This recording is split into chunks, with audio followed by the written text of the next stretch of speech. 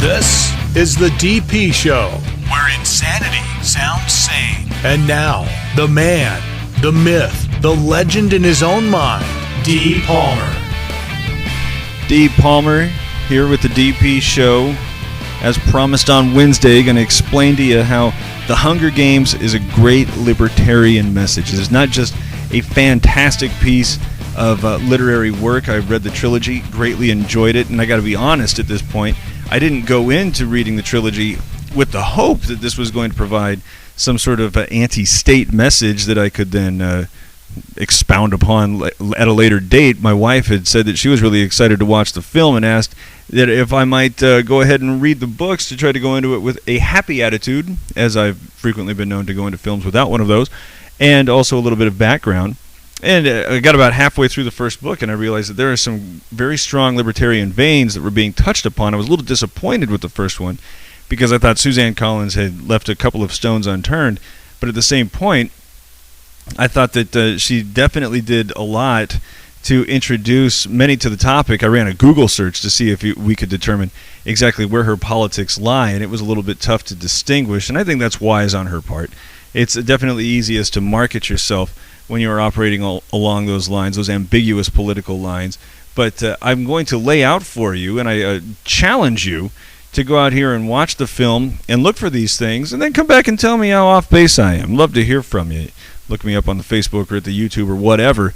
But I'm going to lay it out for you exactly how I feel that she portrays a libertarian or an anti-state message that is definite throughout the first film, the first installment of the Hunger Games trilogy, much more so than the first book. And it all starts for me when we open the movie and we're taken through a bunch of different shots of District 12 in which everything is dilapidated, everything is filthy. The buildings are all run down. Everybody looks like they're many weeks away from their most recent bath and many weeks away from being able to take that next bath, as they are in a coal mining town, or what would be a town, and everybody is working class and having a hard time scraping by. But then in this state of dilapidation and filth, there are a couple of glimpses of people who are in these pristine uniforms. These are the governmental peacekeepers. It seems, to me anyway, that the message that was being put forth out there was not different than what we are going through right now. Whereas if you drive through any town, really, but especially smaller towns, take a look to see what the most well-kept or nice buildings are, and almost always they're governmental buildings. And this is the case in even some surprising towns. Once, just last week, I was driving through Salt Lake City, last year, driving through Salt Lake City, which is a town that's usually very clean, and they try to take care of themselves up there in Utah to a degree, and they are, by and large, a little bit more proud of how they conduct themselves, especially as far as the visual appearance goes. But even there, the buildings that were the biggest, the brightest, the happiest, either belong to the LDS Church, which makes perfect sense, as that is a people who is very proud of their heritage and how they present themselves, but also the federal buildings in particular, governmental buildings, but especially the federal buildings. Even in a place like Utah, they're going way out of their way to try to give themselves the appearance of being, I don't want to necessarily be mightier or much more attractive than any of the private buildings, but you can definitely notice that there is an effort, not necessarily to make certain, but it's almost as if they are keeping track of the private Joneses, exactly what kind of effort they need to put forth into making sure that the governmental buildings are a lot nicer than any of the private ones that are nearby. And going back to the Hunger Games, you can see this again when the hovercraft nearly catches two of the heroes, Katniss Everdeen and her friend Gale, who are out hunting.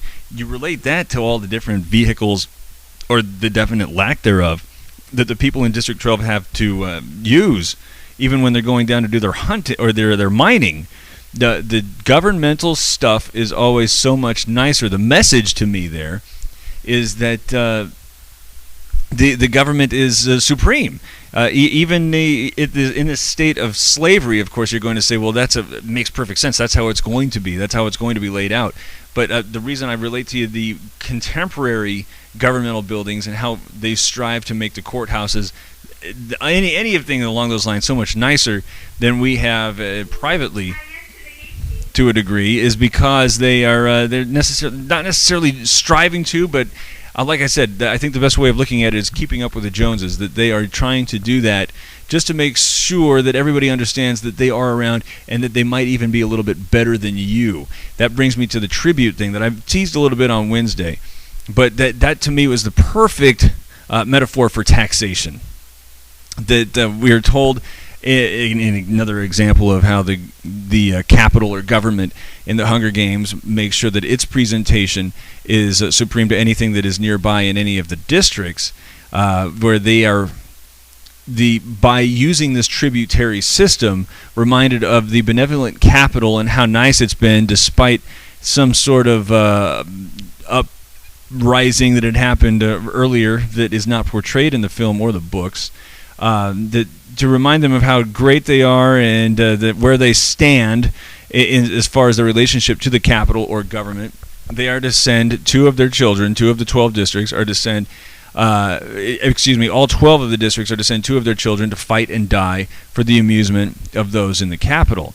It is a horrible experience for almost everybody in the districts, except for one lucky family or a group of family and friends that is going out to entertain an incredible relative few.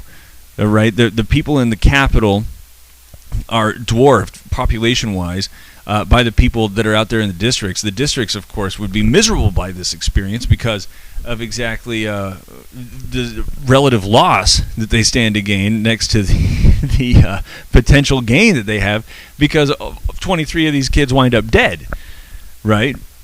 So there are few people who stand to benefit, even from an entertainment standpoint, from this whole tributary system, much like with the government. Now, we are starting to see that more and more people are starting to find some sort of ways to benefit from, not necessarily taxes, but just from governmental handouts, I'll call them.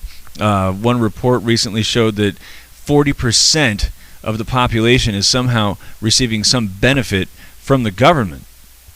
So it's not necessarily the case where everybody is pumping taxes into the system. In fact, we're finding out more and more how few people are paying income taxes. But even though I get a check every spring to repay me for the taxes that I put out there, much like the people in the districts, I don't have any choice whether or not I'm going to contribute to this system of taxation. They're going to take it from me whether or not I like it. Incidentally, I don't. Right? Every year, just like these guys every year are sending their kids off to fight and die, every year I'm sending my money off to go to whatever cause a relative few people in the country, meaning those governmental workers, are going to see best fit. Right? You see how we're tying this one together?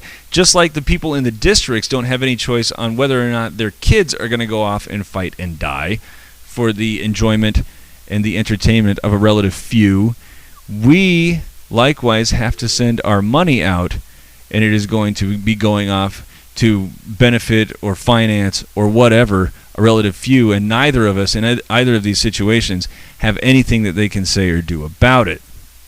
Now, Katniss's friend Gail suggests that maybe one of the things that they should do is just all stop watching, right? Would they continue doing the Hunger Games if everybody in the districts just refused to grant even the most basic of I don't know what type of term to use for this one, but the most basic of acceptance, where they're not even they're going to send their 24 kids off because they don't have a chance, but that's going to be the end of it. Now, in the books, it's laid out a little bit more clearly how the first day in particular, it's like the opening ceremony of the Olympics. Everybody gets to take a little bit of time off so they can go out there and watch these things and so on and so forth and etc. So it's going to be hard to have that kind of protest where I'm not going to try to provide any sort of audience for these things because they sicken me, as they well should. But Katniss says to him, that's not going to do anything. They're still going to have them. This is the system. You can't really fight it. Much like the question then could become, maybe Gale is sitting off with a friend of his in the Arizona wilderness and says, what if we all just decided we were going to stop paying our taxes? Just let that sink in. If an individual decides he is going to stop paying his taxes, he, of course, is going to be imprisoned. Right? If you don't pay your taxes, you are going to go to jail. Just ask Wesley Snipes. Blade. He quit paying his taxes. He wound up in jail. But what if everybody decided they were going to stop doing that? A radical idea. But what's the response going to be? How are you going to extract that wealth from everybody if there is a decision that nobody's going to pay it? What would happen in that case? I think Gale's argument has a little bit of merit. Now, mind you, I am not suggesting that everybody should stop paying their taxes. Don't get me mixed up with that. I am just floating this out there as how the Hunger Games is providing a conversation that is very libertarian and anti-state. All right? Moving on to something that I think is a little bit more interesting or happy. The way that everybody in the Capitol appeared, and to really have a good conversation about this, I think we first have to go over to Suzanne Collins' biography. She is the author of the Hunger Games trilogy, and what is really interesting about this is that much of her experience as a writer is in television. I am at the Internet Movie Database, just ran a search for Suzanne Collins. You can see that she has movie credits already. The Hunger Games, both the novel and the screenplay.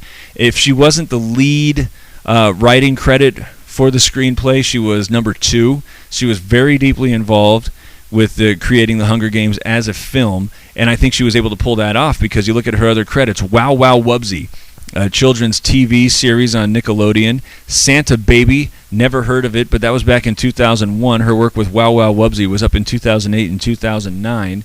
Generation O, another TV series back in 2000 to 2001. The Mystery Files of Shelby Woo, 97 to 98. Little Bear, another children's series, 1995. Clarissa Explains It All, another television series. And this author, who has all this experience with the television medium, creates a fictional world, a futuristic and fictional world, where everybody out there in the chosen capital looks exactly like Katy Perry. Did you notice that? How when they're all the scenes in the Capitol, it's as if it's being shot for and watched by a sea of Katy Perrys. Even the guys looked exactly like Katy Perry. Now, that could be for a couple of reasons. Reason number one, it might be because that's just the look. That there have been so many people, movie stars and music stars, especially the music industry, that have gone to doing such things as wearing clearly unnatural wigs that are colors that you can't find in nature, like the fuchsia pink thing or something like that. Maybe that has just become so prevalent in the music industry that it's just starting to bleed into some sort of hip concept that is now going to be generally portrayed in film. Or if you are one to listen to a lot of the Alex Jones stuff that you can hear on iTalk 106.7, you might have the other possibility that the dehumanizing nature of all these different looks, and I don't know what else you could call that. I don't know why anybody would otherwise want to put on some sort of fluorescent colored wig to make themselves look as unnatural as possible. If this whole effort to dehumanize isn't just something to get them used to some sort of more sinister, or by them I mean moviegoers or music video watchers or music lovers or however you want to put it, are trying to get them used to some sort of ulterior and sinister motive behind such a thing, whereas now in the future we are being shown that this thing is not just in films, that it's just not in music videos, but it is everybody who is part of a chosen population, chosen by government, has seemed to now embrace this sort of lifestyle or this sort of appearance. Okay? Everybody who is part of this capital looks exactly like the dehumanized Katy Perry. And the reason why I'm dwelling on it as much as I am is because I was fascinated when I saw that and recognized all of the TV credits that Suzanne Collins has on her CV.